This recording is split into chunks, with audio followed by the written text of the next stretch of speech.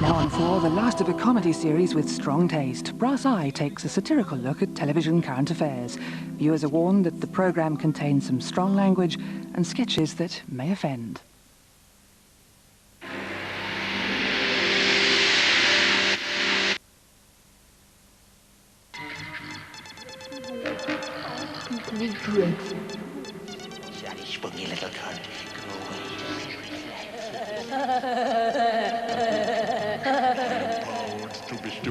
I am proud to be stupid. Tonight on Brass Eye, are we in a state of irreversible decline? What's the reason? What can be done about it? And if there is a solution, who on earth is going to put it into action? Or is everything just great?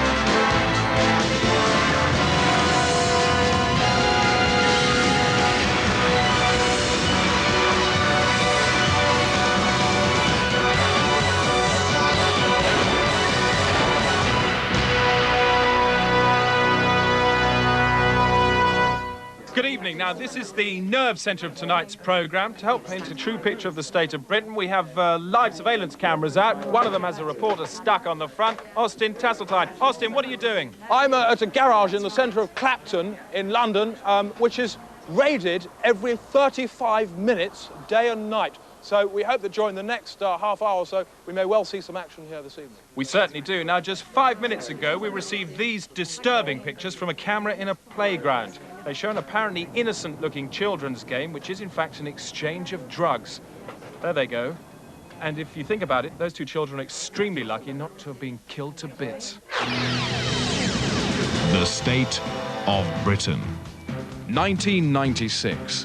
What is the true state of Britain? Basking in rude health? Or sick to the guts. It's the moral-mometer now reading less than 2 morals per head, due to massive value hemorrhage. Some would say Tish and Fipsy, but others wouldn't, due to repeat woundings from weapons like this and this. This is where pop happens.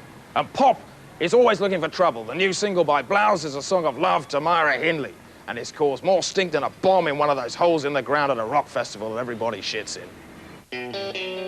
When I saw your photo in the press, I thought, is she blonde under her dress? I thought, I hope they make her take off her dress for the next one. But they didn't even know it would be so much better if they had done her sit down on a fag. Myra Hindley is a very complex woman, you know, and this song is about her hair. I used to have your picture in the toilet. I wanted you to see my naked body and oil it, but my mother had to catch me and spoil it. And I don't think even you could have given me more murder. All right. I don't think there's a single reference in the song to her brain, which I think maybe add a slight problem. Every time I see your picture, Myra, I have to phone my latest girlfriend, Elvira, and find a prostitute that looks like you and Myra. Oh, your Myra.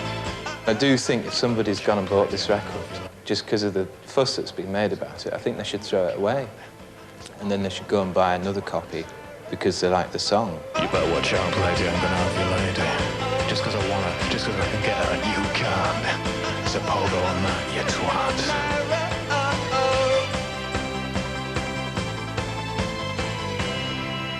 Traditionally, we turn to the Bible for help, but now even that's been devalued by those who used to espouse it. Terry Waite, once special envoy to the Archbishop of Canterbury, has been paid £2 million to write a 5th gospel to replace the existing 4. Jesus didn't know he was Jesus until he'd been chained to the radiator for some time. Should we revive our ailing culture, or should we just put it out of its misery? Or should we bring it back to life and then shoot it for letting us down so badly? You haven't got a clue, have you? But you will do if you watch for 30 minutes.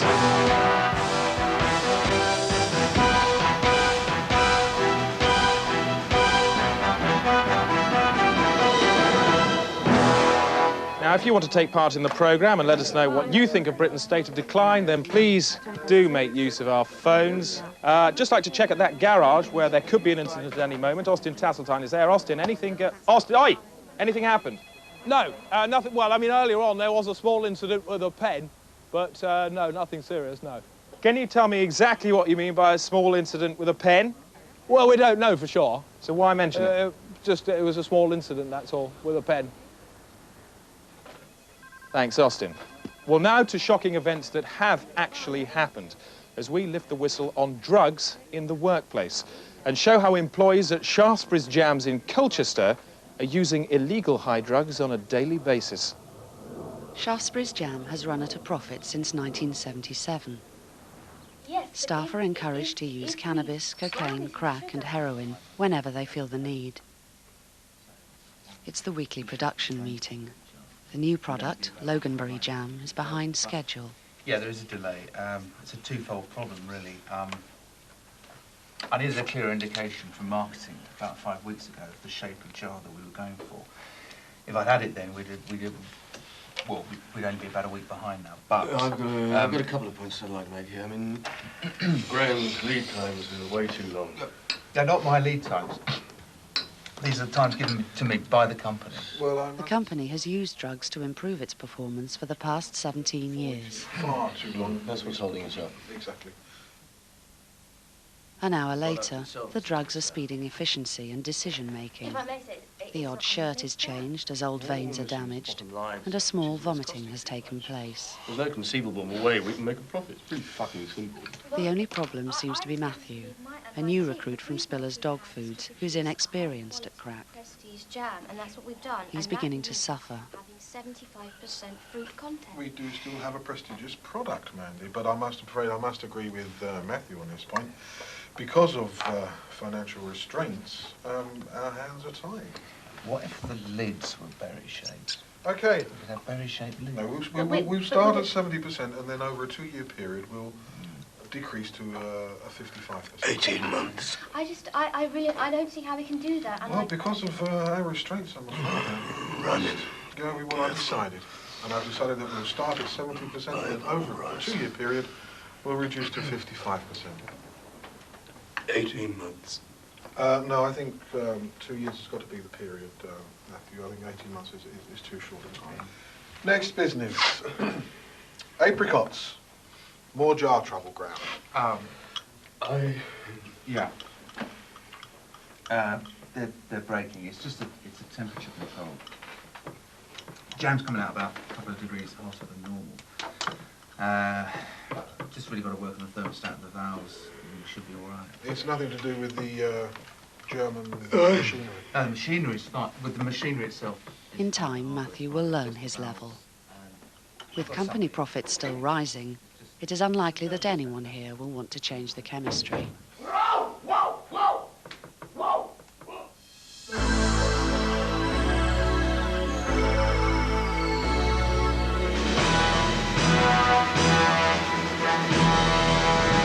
Married, and what does he expect?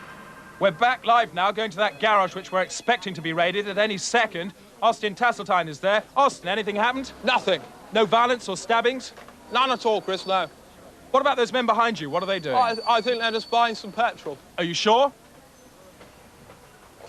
Are you buying some petrol? Yeah. Yes. Thanks, Austin. Well, if that apparently innocent-looking purchase did turn into a shooting, then this is what it would look like.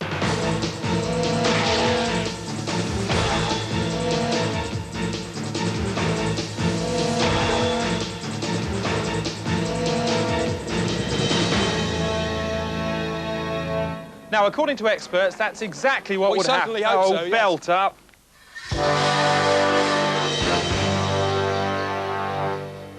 I'm sitting opposite a man. He knows nothing. He talks all the time. The result is he's a trenchant buffoon. He has no idea how to present television shows. He looks ridiculous in that fashion wear. He swans around all the time hoping that people will recognize him, when in fact nobody's even remotely interested. He's taking up enough time on this show already, and he hasn't even opened his mouth. God knows why he's here. I've nothing to ask the guy. And for all I know, he may well be a bit of a Coco Shunter too. Darkus Howe.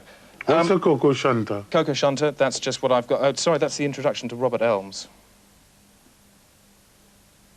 Sorry, do you know Robert Elms? I've just read out the introduction to Robert Elms. She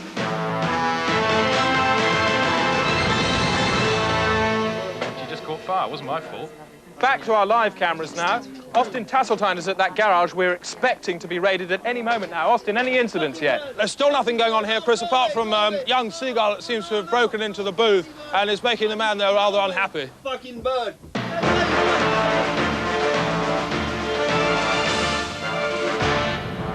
In a few minutes, has even our sense of fair play been eroded? News expose on the growing fashion for torturing golf caddies. There's what they call a tea sandwich. And you hear that question, do you want tea? And that means just 20, 25 golf teas, mixture of wood and plastic in 2 big hunks of bread. And you're forced to eat that.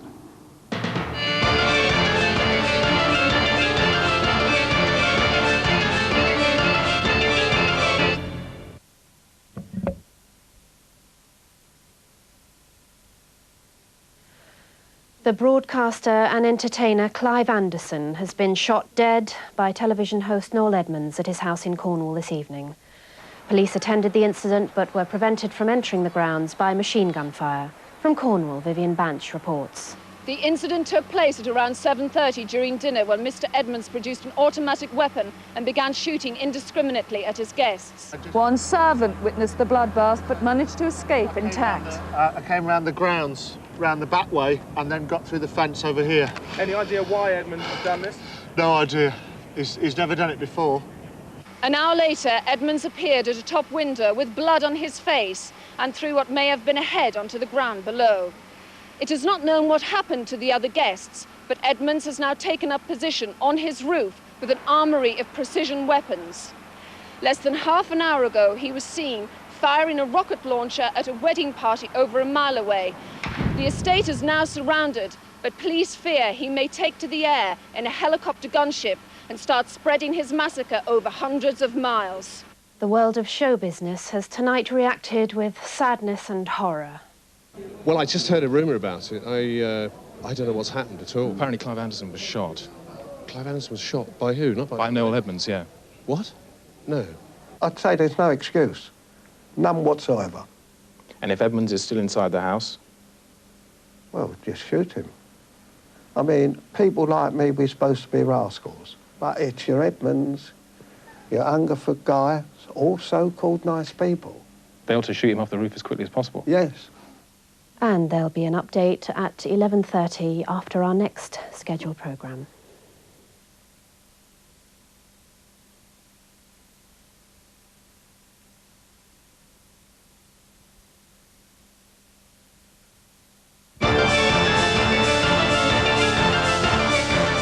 Coming up, can our decline be blamed on God? This is the house of God. So where's the landlord? It's infested with rot. I doubt if he's paid a visit in 20 years. These people, look at them. They're nothing more than tenants in a dead man's shack. That idiot pukes it out and they hoover it up like sick puppies. Just a second, Father. When did you last check your facts? By point entirely. We've had this book analysed. It reads like the ramblings of a drugged horse. The question tonight, is God confused like his prating truth pimps, or is he dead?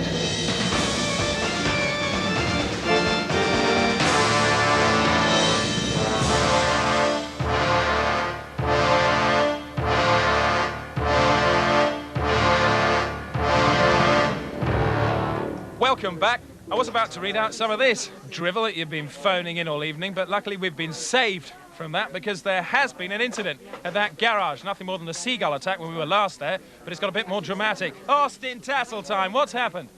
Things have become completely exciting here because the ferocity of the Seagull became very unpleasant towards the man, and the man panicked and started shooting at it with some flaming lighter fuel. That's when I thought, no, because back garage, and the bird caught fire and smashed through the window into the forecourt next to a man who was filling up his car with petrol. And at this point, I find myself flying through a hedge with precaution. The garage man produced an air pistol and started shooting at the bird, but instead he hit the man in the knee. And the man, I think, must have wheeled around and sprayed absolutely everything with petrol, because when the bird blew up, the whole place went sky high. And I've certainly never seen any... I mean, I'm not sure if this is a true disaster or just a cross between a very unpleasant event and a rather stupid one.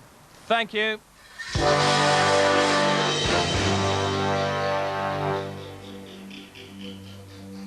This is the Frankie Fraser madometer, right? So it's a low miff down here, and mad as a lorry up that end, and all the stages in between. Some examples, right? Somebody gives you a bit of verbal GBH of the ear roll. Is that low? That's low, yeah. That's low, okay, so that might go there. Some Herbert's touching up your bird. Wouldn't like that, no. Okay, fondle by a nonce. Oh, he'd suffer for that. Right, okay, so that might be up here. Being grassed up to the filth. That would have to go up here. Right up here. Okay, now I'm interested to see what happens now. Reading about a pervert who interferes with the kids. Well, if you had another one further along here... So that can go actually off the scale? Yeah. All right, and I just want to... Anything go with him. Anything at all? Anything. Right. Here you are being grassed up to the filth. How would you feel if you there had accidentally grassed yourself? Well, that's my own fault in the beard, wasn't it? So that will make you less mad? Well, if I've accidentally grassed yourself, you'd have yourself to blame. But how on earth could you grass yourself? I don't know, you might have got drunk or something, you might have given yourself away. No way, no, you don't do that. That can't happen, no. We're too experienced now. Was there ever a time when you weren't experienced? Never, no. Do you think you were born experienced enough not to grass yourself? I think so, yeah.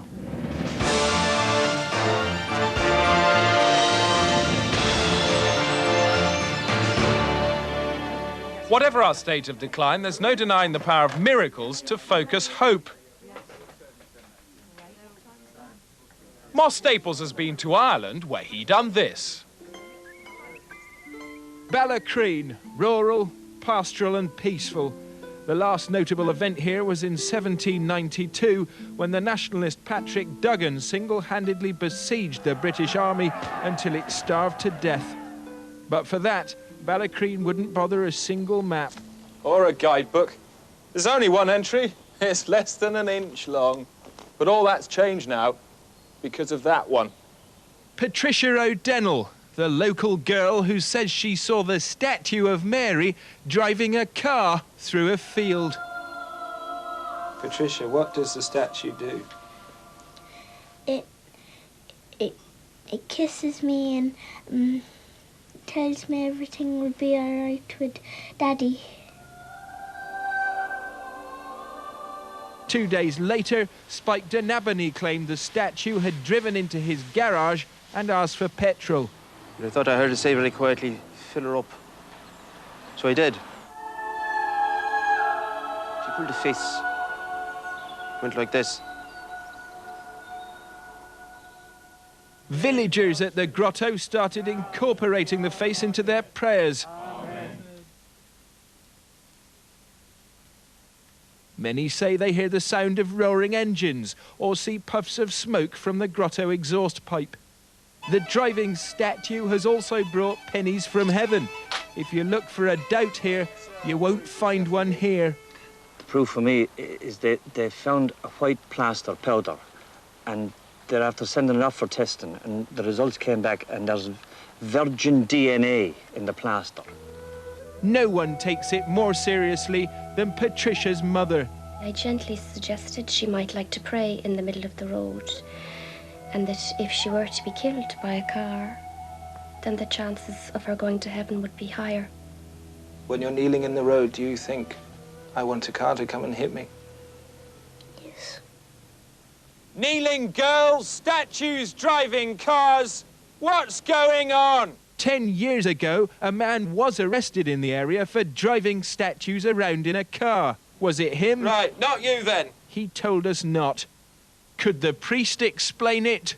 Well, I think it's unlikely it was a miracle, but the fact that the car has been driven on the right-hand side might indicate that she came from the Holy Land. No. The most likely explanation is that people are just seeing some blue light bouncing off a strut. But try telling that to these bog-brain Murphys, you'd have more chance of getting a from the Pope.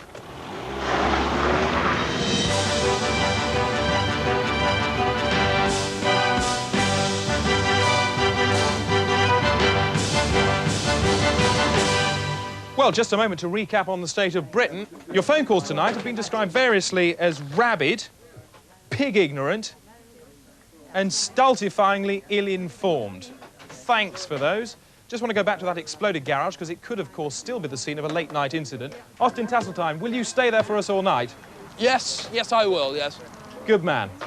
And we leave you tonight with a question. As we approach the third millennium, have we really come to this?